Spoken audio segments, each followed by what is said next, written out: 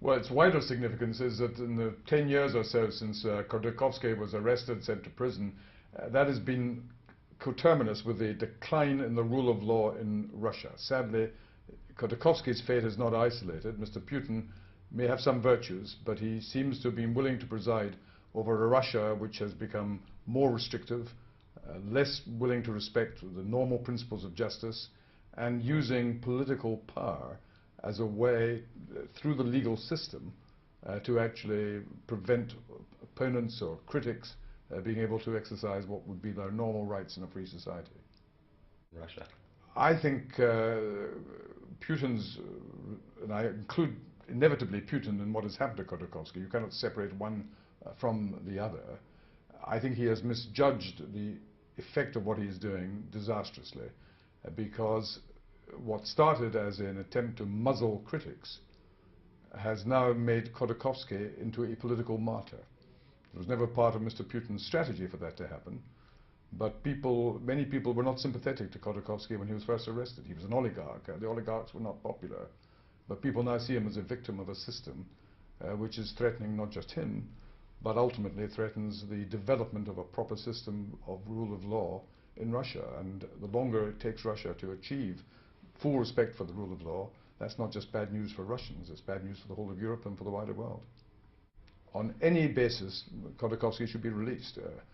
Even those who believe he deservedly was convicted, of which I am not one, but even if you did believe, his alleged crimes do not justify continuing incarceration. There can only be a political reason when someone who has completed their first sentence suddenly finds themselves facing new charges which conveniently lead to further sentences of imprisonment. Nobody will accept, either in Russia or outside Russia, that that is justice, that is political manipulation of the Russian legal system. It's not only a disgrace, it's also very sad, because Russia deserves better and the Russian people deserve better. The community in general. I don't think Khodorkovsky should be released to help Russia's relationship with the United Kingdom or with other countries. Nicer it would be. The reason why Khodorkovsky should be released is, first of all, because he doesn't deserve to be in prison after these 10 years, whatever he's alleged to have done.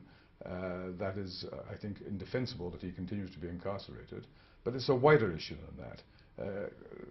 Whether it was intended or not, Khodorkovsky's fate has become a symbol of whether Russia is going to move towards a free society that respects the rule of law, or whether it's going backwards, not to communism, not to the Soviet system, but to a very authoritarian structure which is incompatible with Russia's other aspirations to be a successful modern economy.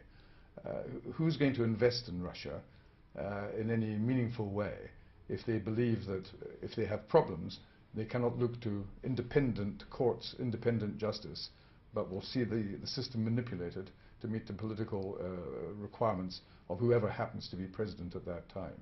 So Russia itself will benefit enormously, because it will be able to put this rather dark period behind it and perhaps have some better prospect of political and social progress as a consequence.